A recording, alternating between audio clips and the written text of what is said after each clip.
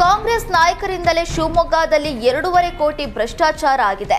ಆಶ್ರಯ ಮನೆಗಳ ಹಂಚಿಕೆಯಲ್ಲಿ ಸಚಿವರು ಎಂಎಲ್ಸಿಗಳ ಹೆಸರಿನಲ್ಲಿ ಫಲಾನುಭವಿಗಳಿಂದ ಹಣ ವಸೂಲಿ ಮಾಡಿರುವ ಆರೋಪ ಕೇಳಿ ಬಂದಿದೆ. ಶಿವಮೊಗ್ಗದ ಗೋವಿಂದಪುರದಲ್ಲಿ 650 ಆಶ್ರಯ ಮನೆಗಳ ಹಂಚಿಕೆಯಾಗಿದೆ. ಆದರೆ 500ಕ್ಕೂ ಹೆಚ್ಚು ಫಲಾನುಭವಿಗಳಿಂದ ತಲಾ 50,000ದಂತೆ ಹಣ ವಸೂಲಿ ಮಾಡಿದ್ದಾರೆ. ಸಚಿವ ಮಧು ಬಂಗಾರಪ್ಪ, ಶಾಸಕ ಚನ್ನಬಸಪ್ಪ ಮಧ್ಯೆ ಆಶ್ರಯ ಮನೆಗಳ ಹಂಚಿಕೆಯ ಜಟಾಪಟಿ ನಡೆದಿತ್ತು. ಈಗ ಮನೆಗಳನ್ನು ಕೊಡಿಸುವ ನೆಪದಲ್ಲಿ ಕೈ ಕಾರ್ಯಕರ್ತರೇ ಹಣ ಲೂಟಿ ಹೊಡೆದಿದ್ದು, ಈ ಬಗ್ಗೆ ಕ್ರಮ ಕೈಗೊಳ್ಳಬೇಕು ಅಂತ ಆಯನೂರು ಮಂಜುನಾಥ್ ಆಗ್ರಹಿಸಿದ್ರು. ಮದುವೆ ಸಮಾರಂಭದಲ್ಲಿ ಕೆಲಸ ಕೊಡಿಸ್ತೀನಿ ಅಂತ ಹೇಳಿ ಕಾಂಟ್ರಾಕ್ಟರ್ ಮೋಸ ಮಾಡಿದ್ದಾರೆ. ಬೆಂಗಳೂರಿನ ಅರಮನೆ ಮೈದಾನದಲ್ಲಿ ವಿವಾಹ ನಡೆದಿತ್ತು. ಪ್ರಭಾವಿ ಕುಟುಂಬದ ಮದುವೆಯಲ್ಲಿ ಕಾರ್ಮಿಕರಿಗೆ ವಂಚನೆ ನಡೆಸಿದ ಆರೋಪ ಕೇಳಿ ಬಂದಿದೆ.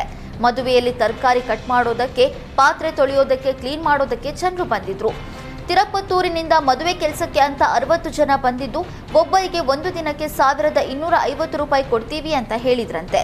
ಕೆಲಸ ಮುಗಿದ ಮೇಲೆ 700 ರೂಪಾಯಿ ಕೊಡ್ತೀವಿ ಅಂತ ಹೇಳ್ತಿದ್ದಾರಂತೆ. ಸುಗುಣ ನಮಗೆ ಅನ್ಯಾಯ ಮಾಡ್ತಿದ್ದಾರೆ ಅಂತ ಆರೋಪಿಸಿ ಮಹಿಳೆಯರು ದೂರು ನೀಡಿದ್ದಾರೆ.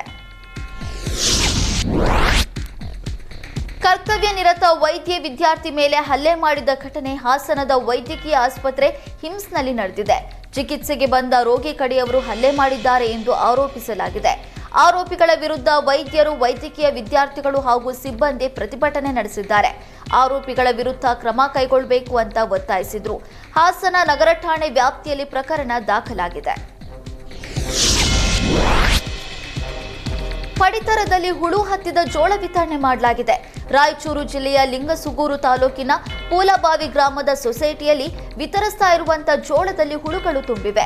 ಇದನ್ನ ಕಂಡು ಜನರು ತೀವ್ರ ಆಕ್ರೋಶ ವ್ಯಕ್ತಪಡಿಸಿದ್ದು, ವಿತರಕರ ಜೊತೆ ವಾಗ್ವಾದ ನಡೆಸಿದ್ದಾರೆ. ಆಹಾರ ಇಲಾಖೆ ಅಧಿಕಾರಿಗಳ ನಿರ್ಲಕ್ಷ್ಯಕ್ಕೆ ಬಡ ಜನರು ಹೈರಾಣಾಗಿದ್ದು, ಬೇಕಾಬಿಟ್ಟಿಯಾಗಿ ಪಡಿತರ ವಿತರಣೆ ಆಗ್ತಿದ್ರೂ ಕೂಡ ಯಾವುದೇ ಕ್ರಮ ಜರುಗಿಸ್ತಾ ಇಲ್ಲ ಅಂತ ಕಿಡಿಕಾರಿದ್ದಾರೆ.